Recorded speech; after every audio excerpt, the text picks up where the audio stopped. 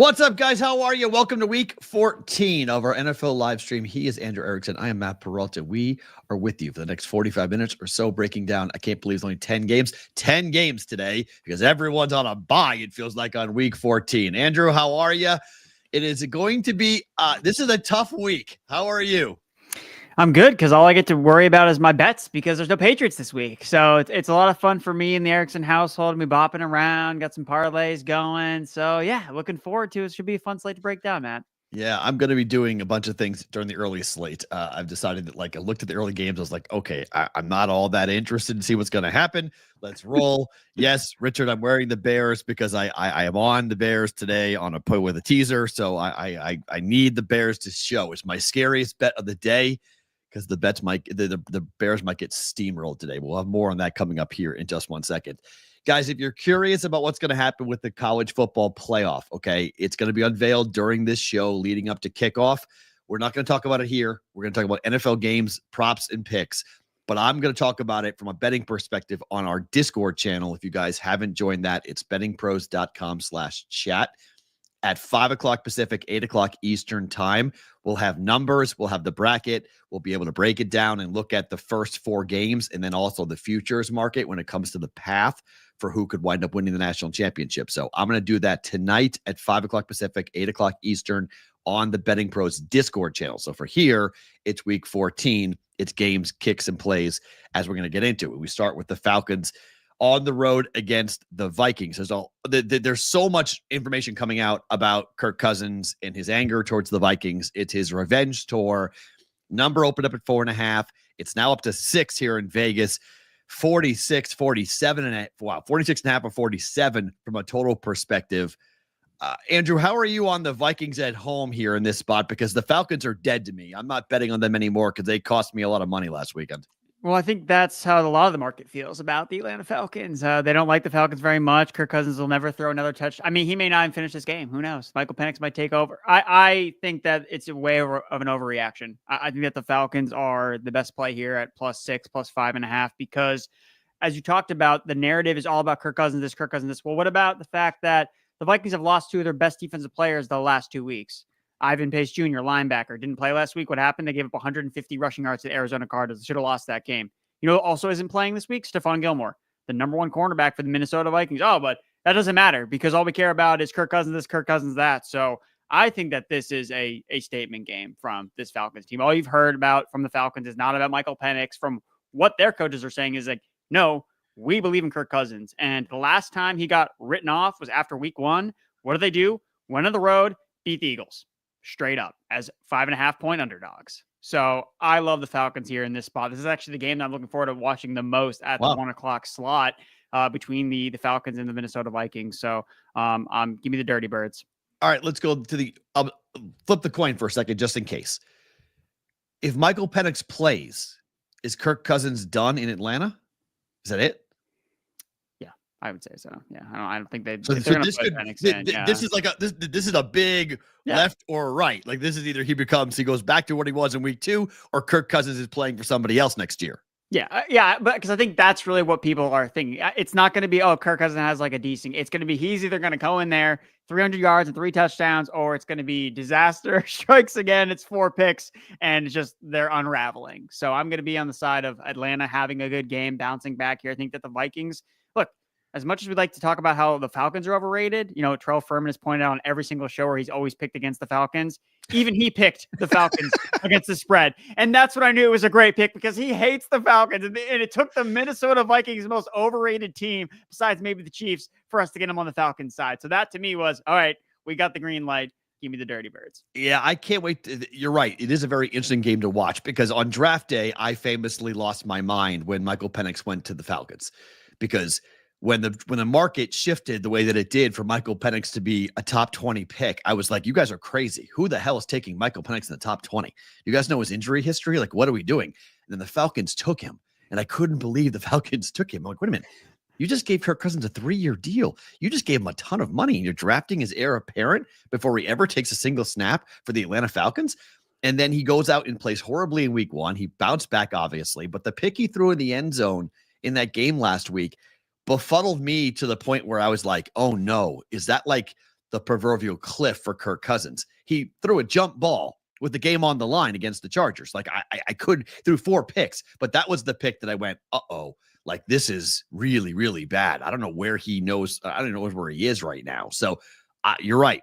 I think if Penix plays today, if he goes and throws 3 picks and they go to the rookie, I don't know what Kirk Cousins' future is going to be like. And he wants this game. He wants to go back home to Minnesota and go improve a point today. So I don't mind the play at all to go ahead and take the dog and take the 6 points, but the market disagrees. The market, it's 6 pretty much everywhere except the Superbook here in Vegas. Circa's at 6, South Point's at 6, DraftKings is at 6, Caesars at 6, Offshore's at 6. So there's money coming in here on the home favorite Vikings to push this number up, but I don't mind to play. If you want to tease this up or just take the 6 points, I don't mind it either. I am on a teaser when it comes to the Giants. This number now, speaking of climbing, 4 at open against the Saints. Giants now catching 5.5, even 6 here in Vegas in this one. Interesting numbers from this game, just given the fact how bad, and I mean how bad, Derek Carr is when it comes to being a road favorite. He is 1-14-1 against the number in 16 starts on the road as a favorite. Derek Carr as a favorite in general in his career is 22-39-2 ATS. That's the worst for any quarterback since 2003. So, Erickson, answer me this. What the hell are people doing betting on the Saints? Well, they're not as much betting on the Saints, but I think betting against the New York Giants, and they just happen to be the team that's playing the New York Giants. Look, as someone that I'm not a Derek Carr fan in any way, shape, or form, and I've bet against him aggressively. Not to much success this year. I feel like I've been on the wrong side of a lot of these Saints wagers, including in week 1 when they went out and destroyed the Carolina Panthers, because they were facing the Carolina Panthers. At that time, the worst team in the NFL. The Giants are the worst team in the NFL. And that's why I get where the line is. Like, I get that Derek Carr's playing outside, but I think that the stat you read, I think it was 1 time that he's covered, right, on the road as a favorite. Is that correct? Is that what you had said? Derek Carr's 1-14-1. Yeah. I don't know that. I'm pretty sure that exact game was when they went on the road to play the Patriots last year. And I remember it wasn't that game. They weren't favorited. Colts indoors. Oh, Colts indoors. Indoors. The only time he covered a road favorite was when he was in a dome. Well, I do remember him destroying my Patriots last year on the road. So I just can't bet on the Giants. I've seen too much. The team. Malik Neighbors is banged up. They're arguably without their best defensive player, Dexter Lawrence. He's out. Neighbors is going to be limited. Who knows how effective he's going to be. Drew Lock is terrible. So yes, I get Derek Carr fading him, but if he's just handing the ball off to Alvin Kamara 30 times, like that's kind of how maybe they're going to take the ball out of his hands. So I'm off the Giants. When the temperature is below 50 degrees, this is crazy. These are all awful trends for Derek Carr. When it's below 50 degrees, Derek Carr is 1-4 ATS outside as a favorite.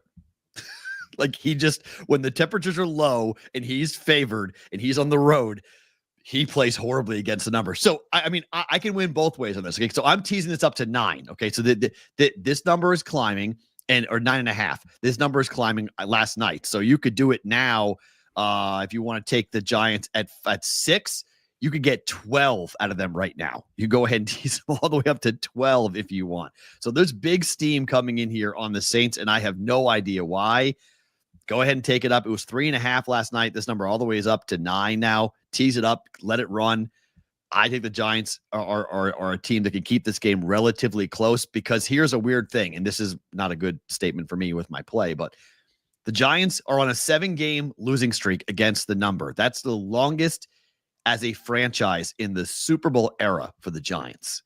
Like they got to show something here today against a team that doesn't like to play outdoors, but I also don't mind to say that this game is probably going to be a rout, and Saints probably are going to kill them. The Jacksonville Jaguars are without their quarterback, and they are on the road against the Tennessee Titans. Number is 3, and I mean it is cemented, stapled, plastered 3 across the entire world right now. Number, though, on the total is coming down. We're down to 40 at certain books, 40.5 in other plays here. I'm on a win total of under 6.5 for the Titans. this game won't matter too much, I don't think. But I would love to see the Jaguars win this game. Any shot Jacksonville goes to Tennessee and wins? I don't think so. I think that we're starting to see. Look, it's funny because as bad as the Jaguars have been, like especially as of late, they're 4-1-1 against the spread. Like, somehow they're still like covering all these games, even though they're playing horribly. But to me, that seems this is a little bit fluky. Like bad teams usually don't cover the number again. So for me, the Titans traditionally play better at home. The Jacksonville Jaguars also play better at home. They're on the road. Their defense is so bad against the secondary. Like Will Levis, this is one of my favorite props this week, is his passing yards prop. Ooh, over 260 and a half passing yards. He's averaged 240 passing yards over his last 3 games, over 212 and a half passing yards in each contest. And like I said, the Jacksonville Jaguars secondary is historically bad. It's ranked up with one of the most comical Lions teams from a couple of years ago where they're giving up so many yards, most passing yards per game. So I think this is a situation where the Titans need to figure out exactly. Maybe they've already figured out what Will Levis is, but hey, give the kid a chance to put up some numbers against a defense that they know they can throw against. You got the Calvin Ridley revenge game narrative going on. They probably want to get him going a little bit too.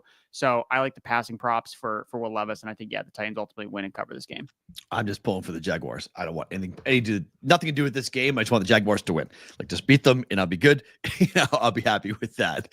Guys, maximize your prop betting success with the Betting Pros prop bet cheat sheets. I use this to find props for both the NBA, for the NFL. Instantly compare sportsbook lines with expert projections to find the best value. Customize your bets by filtering by props, matchups, odds, bet type, ensuring you only see the most profitable opportunities. Get tailored recommendations and track winning trends with ease using this comprehensive tool. Take your prop betting to the next level at bettingpros.com/props or on the Betting Pros sports betting app, where you also can go find system plays if you would like. I use those as well. We've talked about those before to help you find plays on their systems. It's great with the NFL. A lot of unders come through. If you guys don't like betting unders, that might not be the best place for you. But if you like betting unders, great system plays there. Prop bet cheat sheet. Get it today on the Betting Pros app. Okay. There's a bunch of interesting games in the later slate, but this one might be the most interesting for the early slate. Cleveland on the road against Pittsburgh. This number was 7.5. It's now come all the way down to 6. In contest plays, I've taken the Browns, so I'm going to be watching the Browns pulling against the Steelers here at 7. But this number at 6 now, Andrew, this is a tougher number to bet in my mind, to take the dog in a divisional game by less than a touchdown. The Steelers have been really good this year against the number, been really good overall. And Mike Tomlin, this is a crazy stat. No quarterback has ever gone 2-0 against Mike Tomlin in a single season. So in their career, 1-0 for Jameis. This is the second time going and playing against him. Can you trust Jameis to shock the world again? Maybe not to win, but to cover. I think that's kind of the conversation you're having here because, again, it's 6, so this isn't, the Steelers. I mean, the Steelers are more than happy to just kick field goals, right? We've seen that with them. And Chris Boswell, basically where he stands in terms of fantasy points, like he's he's like a top 15 quarterback. If you compare it against quarterbacks and wide receivers and running backs. So then you have the George Pickens being inactive. Like that's another layer that's thrown into like, do you really want to back the Steelers to now like win by a touchdown essentially without their number 1 pass catcher? Like, that's so problematic. So I think for me, again, if you've been betting this year, like divisional games, like as you think it's a lock, you think it's going to be a lock, and then it's not, because these games seem to always play much tighter, especially in the AFC North. So I think I'd probably avoid the sides entirely here. And I think I'd probably just bet the over in the game. I mean, Jameis Winston is a human over machine. Every single game except for one this year as the Browns quarterback, he has basically driven over the total. I mean, you look at the Steelers, that's all their defense has done in the past couple of weeks when Russell Wilson has been the quarterback. 6 of the Steelers' last 7 games have gone over. 4 of the last Browns' 5 games have gone over. And the total is going down at 42.5. Yes, I get it's because Pickens isn't playing, but that doesn't change away from the fact that what do the Browns do better than anyone else is give up broken plays downfield. And the Steelers still have speed with guys like Calvin Austin. Mike Williams can go win downfield. Van Jefferson can win downfield.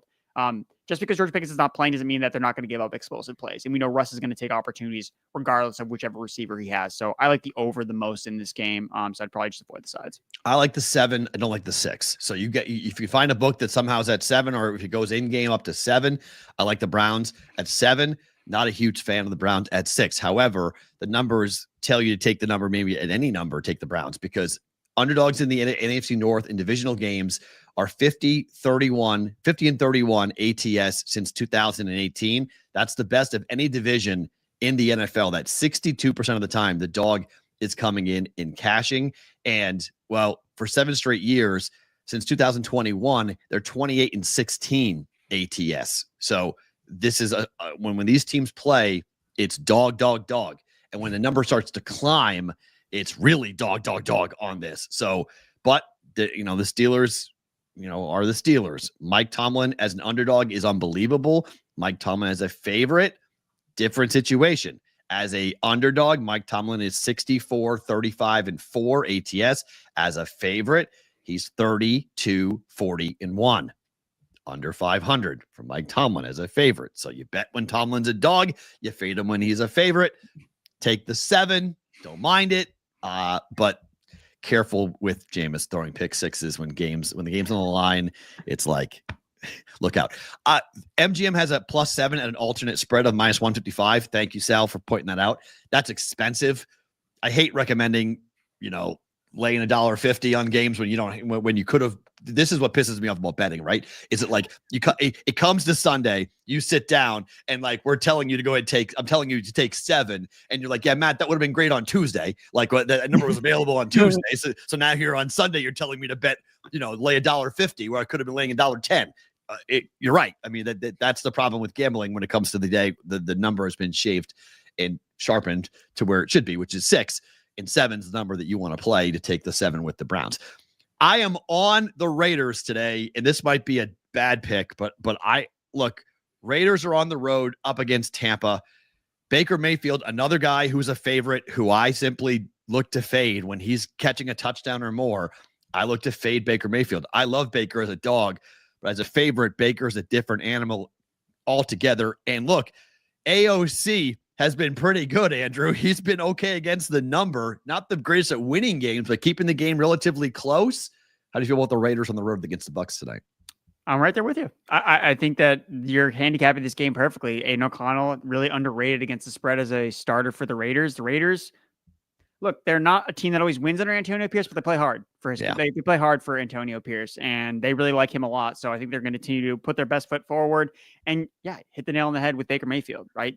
When he's on the road, bet on Baker Mayfield. When he's a dog, bet on Baker Mayfield. Not when he's a comfy home favorite against a team that has 2 wins. This is not the spot that you want to back Baker Mayfield, especially with, him potentially dealing with a little bit of an injury from last week. So I think this makes a lot of sense from the Raiders side of things. They've been covering games that they had they should not have been covering on the road all year long. And I think that just kind of continues here. So 6.5, 7 is too many points for me. Yeah. Baker Mayfield, 17, 28, and 1 as a favorite in the NFL as a starter. That's a crazy number. We stop and think about it. For a guy who was picked number 1 overall to have that type of number against the spread as a favorite, he has not performed well. He's much better when you doubt him on that. And then the Bucs went to overtime against the Panthers last week, and they're playing on 8 days rest or less. Teams that are in that spot are 111, 140, and 3 ATS over the last 10 years. And they're also over the last 3 years, under 500. So it's 44% under 500 for teams against the number when they play overtime and then the next week. And equally, this is a weird stat. Action Network found this. This is an odd stat. The Raiders, when you travel from the Pacific time zone to the Eastern time zone since 2019, covering at a 62% clip, 11, 8, and 1 this year. That kind of goes against the narrative that teams from the West Coast going east are going to have a body clock problem. It's like the market thinks that's the case, and it hasn't been the case, at least not this year. 11, 8, and 1, you've seen a more profitable thing of taking the West Coast team against the number. And 7, I mean, the market is in disagreement right now on this game because there's 6.5s out there right now you can grab, or 7s. I do wonder if a lot of that has to do with the NFC South being absolutely terrible. I don't know what the individual matchups would be, but that is where the worst division is in the NFC South. The Jacksonville Jaguars play in that time zone, some of those specific teams. So maybe there's a little bit of noise to that, but regardless, again, the Raiders are also coming off extra rest too, because they played on Black Friday.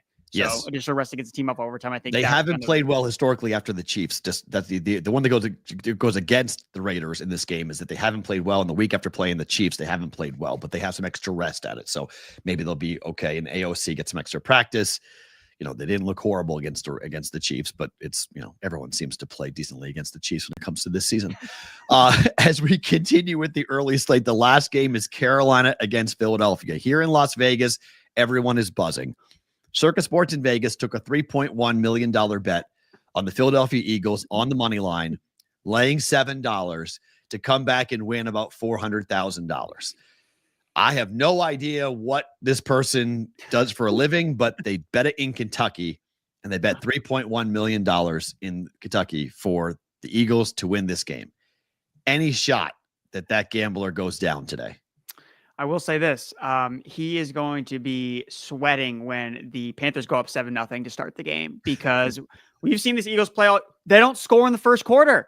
The Eagles never score to start the game. So live bet this bad. Like, that's what I want to do. Like, let the Panthers score, let the lines adjust, and then bet on the Eagles. Like, that's how I want to approach this game. I don't want to lay this many points when I know that the team that I'm going to bet on pre-game is not going to score in the first quarter. Like, I know that because I've watched the Eagles all year long. They don't score in the first quarter. So Panthers get a turnover, so they score. That guy's gonna be like, oh my God, what did I just do? Like, they're losing 7-0. But we all know in the end, like, yeah, they're going to win. Like, we know the Eagles are going to end up winning in the end. So that's how I would take advantage of this live betting opportunity. Numbers 14, to give you an idea of the size of the handle on different NFL games around the country. This is just one sports book to give you an idea how much money gets bet every day, every Sunday on games. Circa Sports anticipates that they're actually going to need the Eagles to win this game, because the amount of money coming in on the Panthers is going to offset. It's going to offset that $3.1 million bet that one gambler placed on one bet for one game. So they expect to have millions on the other side on the dog. So much so, they think they're going to actually be cheering on the same side as the gambler for this to happen, for the Eagles to win the game and for the Eagles to cover.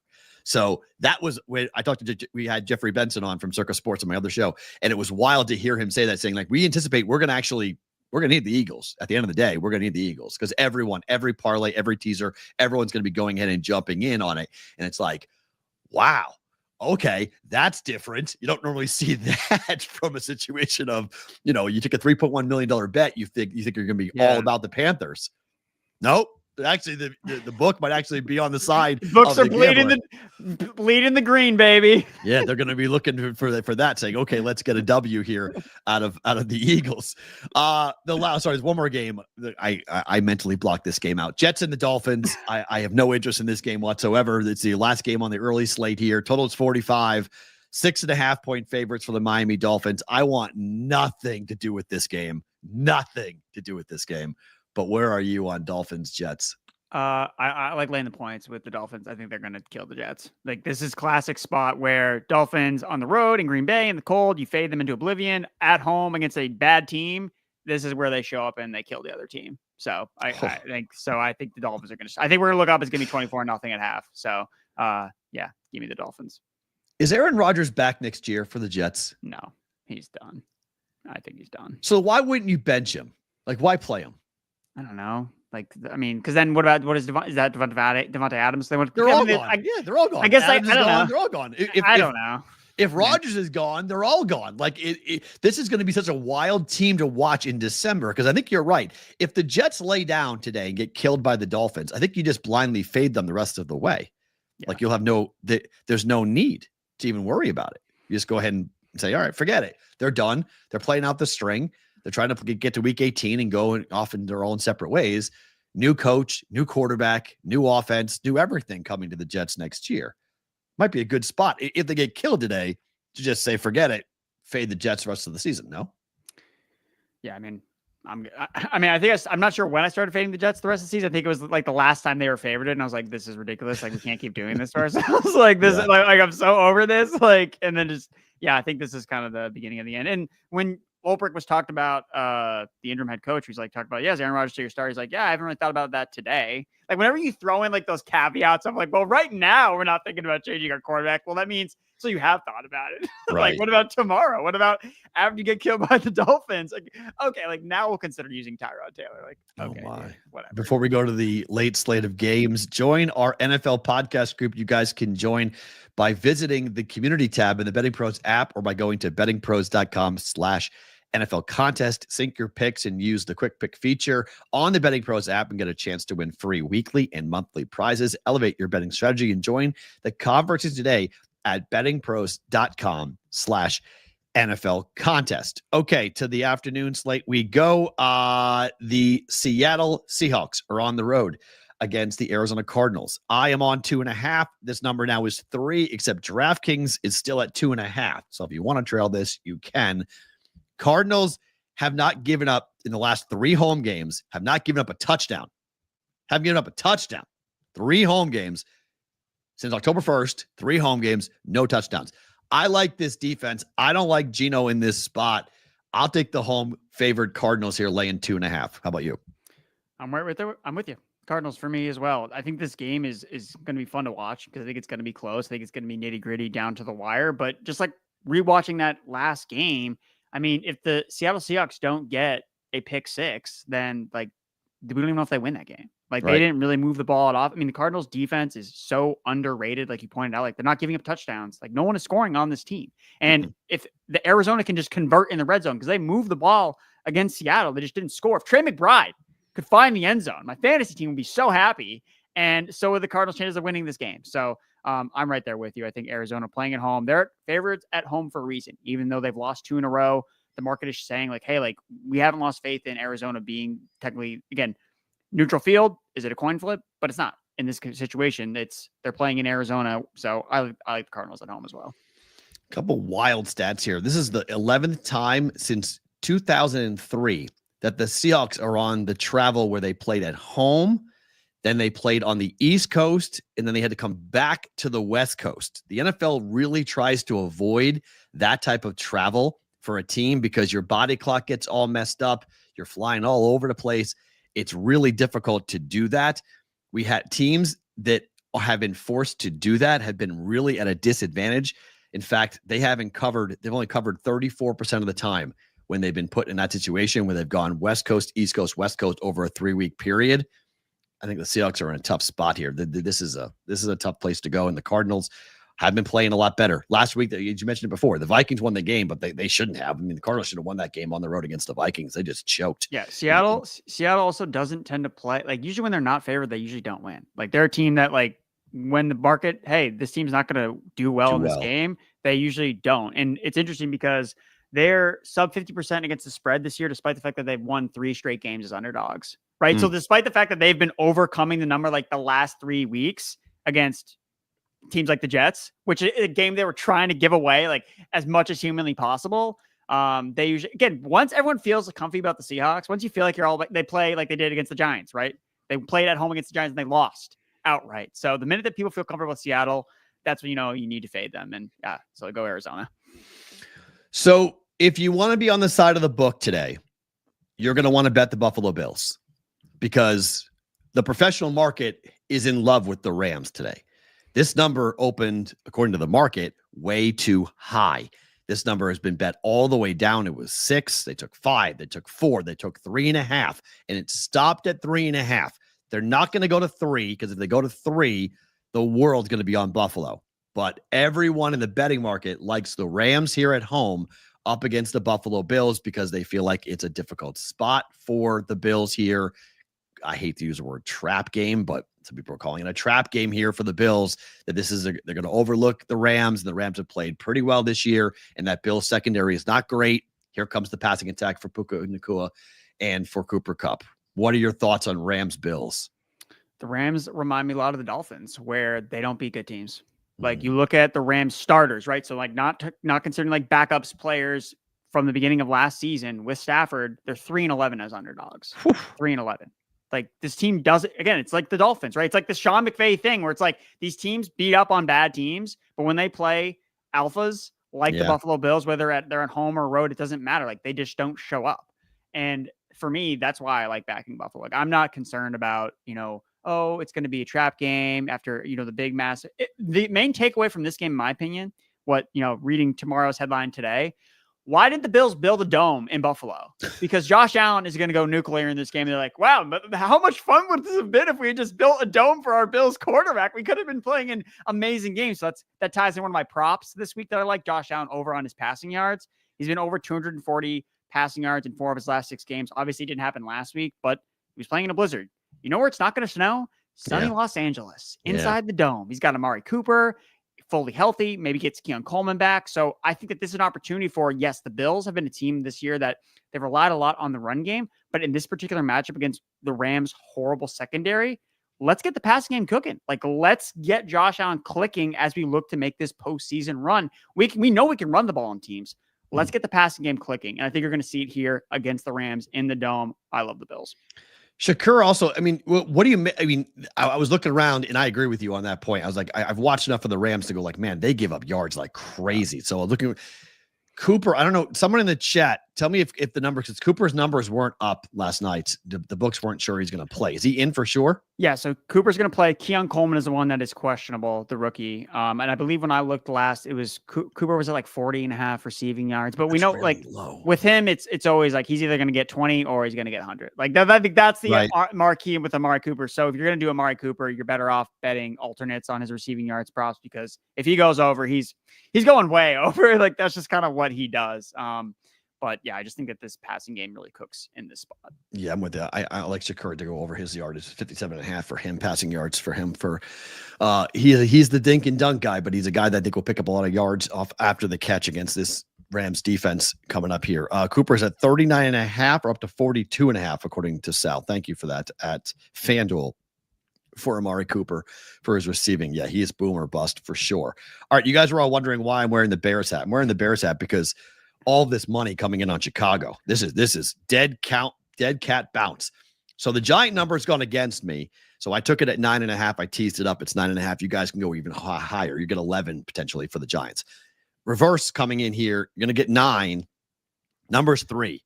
Bears against the Niners. I'm not wearing this because I'm a Bears fan. I'm wearing it because I'm on the Bears. Okay. I'm wearing it for some good luck here. Okay. I don't care about the Bears. I care about the Bears covering. This is the number. 40 teams have fired their coach during the regular season since 2003. In the following game, right afterwards, the dead cat bounce has been real. They are 23-17 against the number on a dead cat bounce. They may not win the game, but they very well might cover. The Niners are in deep trouble. Where are you on the Bears here? I am at +9. Can the Bears cover a 3-point number? Dude, you're not going to need the 9 points. That's all I'm saying. I think it's going to be, look, when I wrote up this game in the BettingPros Primer, it was very much on Bears, whatever the number was at the time, +3.5, +4. Yeah. I don't really care. 4. Yeah. +4. I think that the Bears are clearly the play here. Look, it's the Friday Niners, right? All year we've been talking about fade the San Francisco Friday Niners. Like that's exactly what you need to do. And this doesn't change anything. You have the dead cat bounce coming into play here with the Bears. We've already seen it from the Bears already this season. When they fired their offensive coordinator, what did they do the next week? They covered. They were 5.5-point dogs at home against the Packers in a game they should have won. Now they lost because of a field goal, but you were not sweating that bet whatsoever. You were on the Bears side against the spread. So you have that working in their favor. And it's interesting because when I was looking at this matchup, the one thing that was holding me back from the Bears was the Honolulu flu trend, right? Where teams face the Lions the next week, they don't do as well. But the one kind of thing with that particular trend is, well, the one team that's broken it was a team that was playing off a bye week, the Jacksonville Jaguars. They played off a bye week and then ended up covering the next week despite playing the Lions. You look at the Bears, they're also coming off extended rest against the Lions. So I don't really feel like they're playing. They're not entering this game thinking, oh, man, we just got beat up by the Lions. Like they, again, a game that should have gone into overtime. And if anything, they feel freer, right? Because of the Eberflus firing. So I don't really look at the Lions play as a trend. I think that the coaching thing really matters much more significantly. And then we just look at the specific matchup when it comes to who's going to actually score touchdowns in this game. The Bears defense, number 1 in the NFL in the red zone. The 49ers defense, 31st. The Bears offense in the red zone, 3rd. 49ers offense, 27th. So to me, I was very much Bears against the spread. Yes, give it to me. But honestly, I think the Bears are just going to win. I think that it's not going to get better for the 49ers. Like there's no reason every week they put more guys on injured reserve. Just not their year. Just Super Bowl hangover. It's all coming to fruition. And I think the Bears, despite all their turmoil the last 3 weeks, 3-0 against the spread. Like somehow, some way, they've still been getting it done against the number. And I think they just go out here, get the upset win on the road. And yeah, Friday Niners season of turmoil continues. Yeah, it's wild because Eberflus is the first coach since 2018 to have a winning record against the number and get fired in season. Like normally when you're covering, you don't get fired. Right. Yeah. He got fired because of his inability to win close football games. He'll get right there, and then he'll lose. And I think that credits to his impact versus the actual team, because like the numbers I'm listening to, like this team isn't that bad, right? It's just like whenever he finally got his hands on things, that's when things started to go wrong. But everything else, like the defense has played pretty well this year. Caleb Williams has looked better the last month since they made the offensive coordinator change. Like besides the fact that Eberflus had been involved whatsoever, like Bears fans should have been feeling pretty good about their season, but unfortunately they had Eberflus as their coach. So yeah, I know you guys in the chat are mentioning it. We'll do it all tonight at 8:00 Eastern time on the Discord channel, bettingpros.com/chat. Alabama has been left out of the college football bracket. SMU is in, Alabama is out. I'll have a lot to say about that coming up here tonight. We'll have numbers. I know there's some games like Ohio State, Tennessee in the first round. That's going to be a very interesting game to break down from a betting perspective. So we'll have a lot of things to talk about tonight, 8:00 Eastern time, 5:00 Pacific on the Betting Pros Discord channel, bettingpros.com/chat. You can go into the Matt stages under the Daily Juice, and I'll be on there tonight at 8:00, breaking it all down. Sunday night, big one. Chiefs in prime time. That means Taylor, she's performing. I don't know. She probably will be there. Although I think is she in Vancouver tonight? Tonight might be the last show of her tour. So no Taylor tonight. They need to have a Taylor Swift tracker like they have for Santa. So you like know, right? Yeah, she's in Vancouver tonight. So there you go. Thanks, Sal. Sal's in Vancouver. So it's her last show is tonight of the Eras tour. So no Taylor tonight up against the LA Chargers. And this is not a spot that you want to back the Chiefs. It's crazy to say this, but like Mahomes, can we call him now? He's just bad against the number. Can we just say this now outright that Mahomes, and when it comes to where he is, he's 0-3-1 ATS against the AFC West this year. He's 4-10-1 ATS against the division over his last 3 seasons. That's the worst mark of any quarterback over the last 3 years against his own division. Like Mahomes does not cover against his own division. The number is 4. The total is 43. Sunday night unders have been an absolute cash cow. I love a same game teaser in this, guys. Okay. Take this from 4 to 10. I love it. Take the total from 43 up to 49 and go under. But I am going to wind up coming in here. I'm just going to take the under 43 in this game and expect it to be low scoring because, well, the quarterback for the Chargers does not put up points, and he is an absolute under machine in Justin Herbert. I don't know why he's such an under machine, but 18-7 since the start of last year to the under, 18-5 to the under over his last 23 starts for Justin Herbert. I like the under. Where are you on Chiefs Chargers? I love the under too. 18 of the last 23 Chiefs home games under the total. So like not only are you getting the Chargers unders coming in, you're getting the Chiefs unders at home. Yeah. I mean, this game in the Dome in Los Angeles scored 27 points. And that was in a dome, right? Like, yeah, under for me here. Again, the star power is still is the only reason this total isn't at like 39.5 points, because every time you look at these teams, you're like, oh, this game's definitely going under. But because it's Herbert, it's Mahomes. But you're like, wait, well, it's Herbert with an injured Lab McConkey as his number 1 wide receiver. Like that's what we're dealing with. And a Chiefs offense that wants to feed the rock to a Dusty Kareem Hunt and Isaiah Pacheco off a broken fibula. Like that's the offenses we're actually working with here. So yes, an under for me as well. All right. Let's go to your slate, all your plays. Let's talk about your props, what you like today, Andrew. Yep. So my picks against the spread that I like: Dolphins. I think they're going to boat race the Jets. Cardinals with you, Matt. Give me the Falcons. That's one I'm looking forward to watching the most. +6 with the Atlanta Falcons. Kirk Cousins, you like that? Yes, I do, Kirk. And then Chicago Bears +4. And honestly, I think they're going to come away with the upset. So again, like Terrell Furman always says, sprinkle some money line on your dogs with the Chicago Bears. As for totals, Giants and Saints, MetLife Stadium is where totals go to die. So I'm going to take the under in the game total there, 40.5. I think it's also available. I've seen it also at 41 points. So whatever the best number you can get, take the under in that outdoor game. Again, this way I can fade both Derek Carr and Drew Lock. Just take the under in the game total.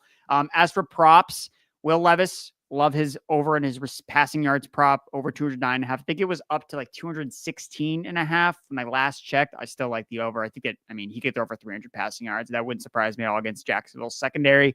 Josh Allen, I think the Bills roll here as well, over 240.5 passing yards. And then Kyle Pitts. So kind of going back into the Atlanta Falcons. I don't tell my wife I'm risking wagering real American dollars on Kyle Pitts today, but I am. I just love the matchup for him. The Vikings have faced the most targets to tight ends this season. Kyle Pitts is very boom or bust. 6 games over 50 yards, 6 games under 20. So I think that he's going to have a big game here. See a lot of volume with a spot where I think the Falcons offense, especially their passing game, bounces back. All right. For me, we talked about the Cardinals and the Seahawks. We're both in agreement there that the Cardinals wind up winning and covering against Seattle, that defense back at home, and the Seahawks having that awful travel schedule. I like the Raiders at +7, not 6.5. I like it at the full 7 up against the Bucs. Baker Mayfield against the number as a favorite has been really, really bad. We just talked about the Chargers and the Chiefs to the under 43, but you also can same game tease that and take the Chargers up to 10 and the total to 49. I really like that. I'll play that as well. Bears and the Giants, you can get a better number on the Bears than I got last night. On the Giants rather. For a better number I got last night, you can get that to 11. I got it at 9.5, but I think the Giants keep the game close. And then the Bears, you like the Bears to win the game outright and cover the 4. So why not give them 9 and see where we are there with the Bears and the Giants from a teaser perspective. I think Mike Evans has a big game catching the football here today up against the Raiders secondary, which has not been good. Over 73.5 receiving yards from Mike Evans. Same game, Jacoby Myers with Aiden O'Connell. He's been the number 1 target and the weapon for him. So I like him to go over his receiving yards. I like Shakur to go over with the Bills because we talked about the Rams secondary being really horrible. And we both talked about the Seattle Seahawks here against this Cardinals defense. I'm going under 245.5 yard passing for Geno Smith. There's no Wong teaser to talk about here. So I'm going to ask you a 3-leg money line parlay, see if you like it or not. Bills, Dolphins, Eagles is +125. Yeah. 3-leg money line parlay. I like that. Yeah, that's a good one. I like that one. You get plus money on that. The Bills to win their game, Dolphins to win their game, and the Eagles to win their games. I'm tailing that. I'm tailing that for sure. I'm not going to lie though. The Bills I'm going to bet it, but the Bills are going to make me worried. Dude, I don't know. I mean, I feel like, no, we'll see. I mean, they are the late game too. So if anything, it will be the one that makes you worry because the Eagles and Dolphins will hit. You're like, all right, we're cooking. And then you can come back and then be in game. You can come back and you got to fade it and get out of it. And get out of it if you need to. But that's a play that I was like, okay, looking at it, Eagles are 14-point favorites. You can be on the side of the guy with $3.1 million on it. If that beats us, then my gosh, it's almost worth the donation because it's going to be funny as hell. That's a fun story to say. Hey, by the way, I was on the same side as the guy who lost $3.1 million. Exactly. It's Eagles. Like you lost your bet, but you can't. That guy lost $3.1 million. I lost my wager, but that guy lost $3 million on the Eagles losing to the Panthers. So yeah, there's that situation going on at the moment. So, but if you want something extra, you want something fun, there's nothing that qualifies for a long teaser today because there's only 10 games. So limited number of games to tease around and play around with. But Eagles, Bills, Dolphins, 3-leg +125 if you want to go ahead and grab that. Andrew, good stuff. Appreciate your time. As always, love the conversation. Guys, I'll talk to you later tonight on the Betting Pros Discord channel. 8 o'clock, we'll go over the bracket and I'll let you guys are talking about it in the bracket. Alabama out, SMU in. Texas, the 5 seed. We'll go over the 4 games that are out. Numbers will be up. The books will have numbers. And then we'll talk about the futures because whose path to get to the national championship game. It'll be very interesting to see what numbers come out after the adjustment from the bracket. We'll do that later tonight. For Andrew Erickson, I'm Matt Perrault. For Sal in the back, thank you guys for being here. Next week, week 15. Hope to see you all back here on a Sunday.